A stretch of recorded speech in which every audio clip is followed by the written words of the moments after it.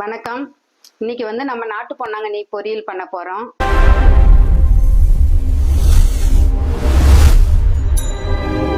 நாட்டு பொன்னாங்கண்ணி கீரை. இந்த கீரை ஏரிங்கள்ல தான் கிடைக்கும். அதை பாருங்க, சின்ன சின்னதா இருக்கும். இது அறுக்க முடியாது, சின்ன சின்னதா பறிக்கணும். அதனால கடைங்கள்ல அவ்வளோ கிடைக்காது. இது மார்க்கெட்ல யாராவது கீரை விற்கிறவங்க கொஞ்சம் கொஞ்சம் எடுத்துன்னு வித்து இருப்பாங்க. நம்ம அதை வாங்கின்னு பொரியல் செய்யுங்க. இந்த நாட்டு பொன்னாங்கண்ணி கண்ணுக்கு ரொம்ப நல்லது. இந்த கீரை கடையலாம், பருப்பு போட்டு கடையலாம், கூட்டு பண்ணலாம், பொரியல் பண்ணலாம், இல்லை மசால் வடை செய்கிற மாதிரி இருந்தால் நம்ம மசால் வடையில் கூட போட்டு செய்யலாம். இது உடம்புக்கு ரொம்ப ரொம்ப நல்லது, கண்ணுக்கு ரொம்ப குளிர்ச்சி.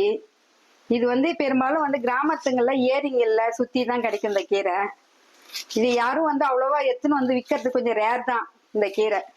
ஏன்னா அறுக்கிற மாதிரி இருந்தா விற்பாங்க. இது ரொம்ப கஷ்டமான வேலை இந்த வேலை, இந்த கீரை. அதனால நமக்கு இன்னைக்கு கிடைச்சிக்குது இந்த கீரை. எனக்கு எப்படி கிடைச்சுன்னா, எங்க அக்கா வந்தாங்க. எப்போ வந்தாலும் நான் சொல்லிடுவேன், எனக்கு கிடைக்காத பொருளை எடுத்துன்னு வாக்கா, எனக்கு எதுவும் வீட்டுக்கு வந்தா எதுவும் வாங்கின்னு வர வேண்டாம் அப்படின்னு சொல்லுவேன். இந்த முறை வந்தாங்க, எனக்கு நாட்டு பொன்னாங்கண்ணி கீரை எடுத்துன்னு கொடுத்தாங்க. நான் செய்யறேன். உங்களுக்கு கிடைக்குதுன்னா இது கண்டிப்பா வாங்கி செய்யுங்க, மிஸ் பண்ணாதீங்க இந்த கீரையை. இப்போ ஸ்டவ்வை பற்ற வச்சுக்கலாம். நான் ஏன் பருப்பு எடுத்து வச்சுக்கிறேன்னா, அதை பருப்புலயே போட்டு கீரை வேக வச்சோம்னா நமுத்து போயிடும். நான் எப்பவுமே பொரியல் பண்ணா முடிஞ்ச அளவுக்கு எடுத்துருவேன், தனியா இறக்கும் போது தான் போடுவேன் அந்த பருப்பெல்லாம்.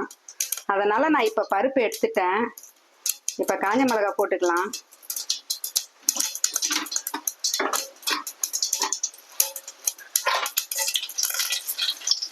கொஞ்சமா ஜீரகம் போட்டுக்கலாம்.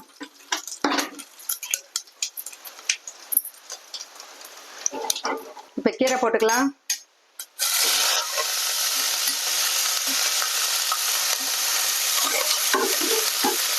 இப்போ உப்பு போட்டுக்கலாம்.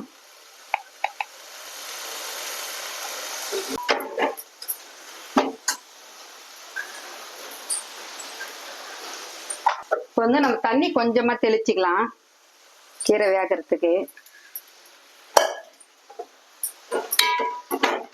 இப்போ மூடி வச்சிடலாம். ஸ்லோ பண்ணி மூடி வைங்க.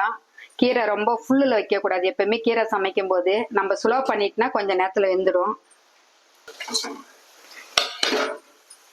இப்போ கீரை ரெடி ஆயிடுச்சு. நான் எப்பவுமே கீரைன்னு இல்லை, எதுவாக இருந்தாலும் ஊர்லேருந்து வர்றாங்கன்னா அங்கே கிடைக்கிற வேர்க்கடலை, கம்பு, கேழ்வரகு, சோளம், பருப்பு வகைகள் எல்லாமே அங்கேருந்து எடுத்துன்னு வர சொல்லுவோம். முடிஞ்ச அளவுக்கு நான் இங்கே கடையில் வாங்க மாட்டேன். அதனால நீங்களும், உங்களுக்கும் யாருன்னா இருக்காங்க சொந்தக்காரங்கன்னா அந்த மாதிரி வாங்கி சாப்பிட்டு பாருங்க. இப்போ பருப்பு போட்டுட்டேன்.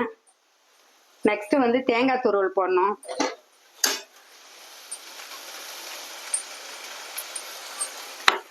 நான் தேங்காய் துருவல் மிக்சியில போட்டு தான் பல்சில் போட்டு அடிச்சு வச்சுக்கிறேன். துருவி போடல. துருவி போடலாம், மிக்சிலையும் போட்டு அடிச்சுக்கலாம். இப்ப கீரை பொரியல் நமக்கு ரெடி ஆயிடுச்சு. ஆஃப் பண்ணிடலாம். இந்த கீரையில பொரியல்ல நம்ம சாதம் போட்டு கலரி சாப்பிடலாம். ரசம் சாதத்தோட ரொம்ப நல்லா இருக்கும். காரக்குழம்பு வச்சா அல்டிமேட்டு.